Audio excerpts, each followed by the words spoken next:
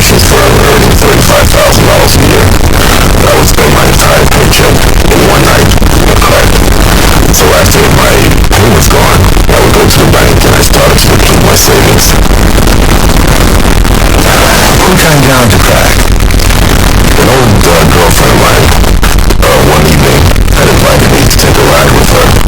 And we did so, and she bought some crack. And we went back to her place, and she began to smoke and asked me if I wanted to try it. So at first I was a little bit reluctant, but then I said, all right, well, I'll give it a try. And my very first night, I believe I spent $60.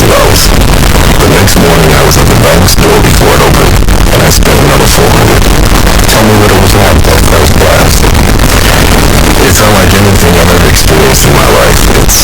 It's pure. It's not even any words for it to describe it. It's a feeling so intense and so pleasurable that I've seen it cause people to spend their last penny of thinking to spend their rent money, their food money, their everything.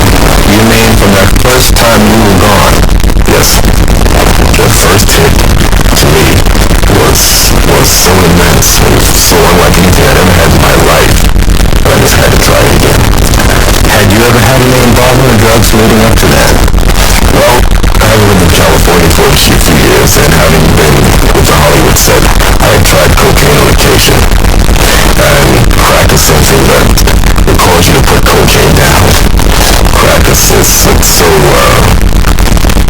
much more of a high to it, so much more of a rush, that most people who start using crack usually stop smoking cocaine. You make a big distinction between crack and cocaine, don't you? So to speak, they're really the same drug, but it's how it's administered. Cocaine means it's entering the blood system to the nasal and mucous membranes of the nose. Crack is smoke inhaled into the lungs, and therefore in 5 to 10 seconds causes an immense rush to the head. You say the Hollywood set, without naming names, what kind of scene did you get into out there? Well, I attended parties in Hollywood where cocaine was passed around in bowls like they were hors d'oeuvres. There were all kinds of different brands of marijuana, reefers, whatever you want to call them, in 5-pound cigar boxes. And it was just like you were at a party, but the hors d'oeuvres were drugs. These are actors and actresses. Yes. Names. Some named people. Some named people. And some top-rated shows. And you just dived right into this whole set. Well, not really. It's kind of eased into it. And once you do, it was the in thing to do. And all Hollywood was ablaze with it. So if you didn't, you were more of an outcast, I guess, than once you did. And then you came back east. I came back east. Still hadn't heard about crack yet. Still hadn't heard about crack yet. I think Richard Pryor's experience has really opened up a lot of people's eyes to what freebasing was all about. And crack is just more so a marketing technique by the pushers. They package it pretty well these days. And it makes it a little bit more appealing, but it's basically the same thing. And so you say that after that first night of $60, you went back to the bank the next morning, got that money and spent another $400. And my checking account was consistently overdrawn. I would go to the cash machine and take out my maximum for the day, and I would go to the bank and cash a check against money the bank store I still had. And my account was constantly overdrawn, and instead of I'm self-employed now, because I'm not able to hold a job. I recently had a job that was paying me $33,000 a year, and it lasted 2 weeks. The first 2 weeks, tell me what happened with this job. Well, I reported to work on Monday. On Tuesday, I made a mistake and stopped at the crack house before I went to work. So I was out till Tuesday. I was out till Wednesday. I figured, well, I better shape up or I won't be here much longer. So Thursday and Friday I went to work. The following Monday, after a short job I had to do, I said, well, I'll stop for a minute, I'll get one, and I'll go back to work. I didn't get back to work till Wednesday. So, of course, by Wednesday, and Friday was my last day. It was a $35,000 a year job. You were in an expense account? Yes.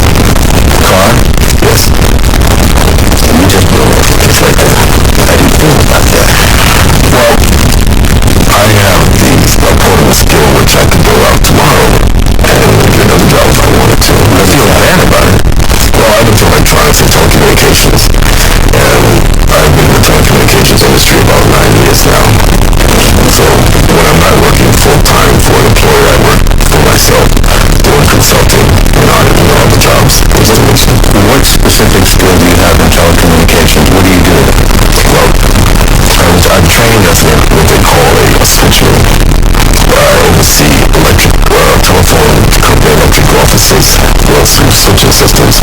When you pick up your telephone, make a phone call, it goes to a central office of the phone company. Well, that piece of equipment at the phone company that does all the switching of the telephone calls is which I maintain. The person tries to work and maintain themselves with a situation such as crack, it's to just don't mix it like water and oil. Am I to conclude that you're finished with it?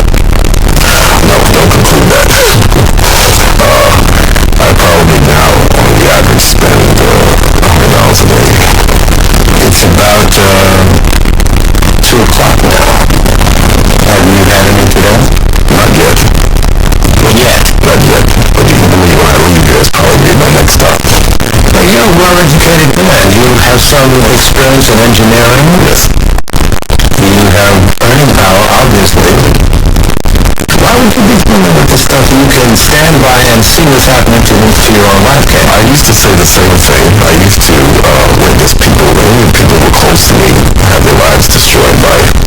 And I used to witness people sit in these places and spend their last penny. And I said to them, how could you do such a thing? You know?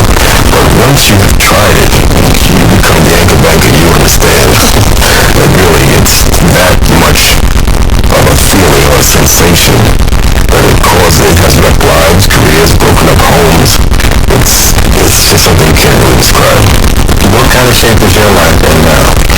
Well, I've been a little bit more fortunate than most that I have a roof over my head. Some people who are into crack music pay their rent months in advance so they don't get evicted, the smart ones. Because, believe me, brother, if whatever money you have in your pocket, you walk in there with, you're not going to walk out with it. So how much do you have on your back? A little over $200. And you're going to blow all of that in about an hour and a half. What's the most you've used in a day?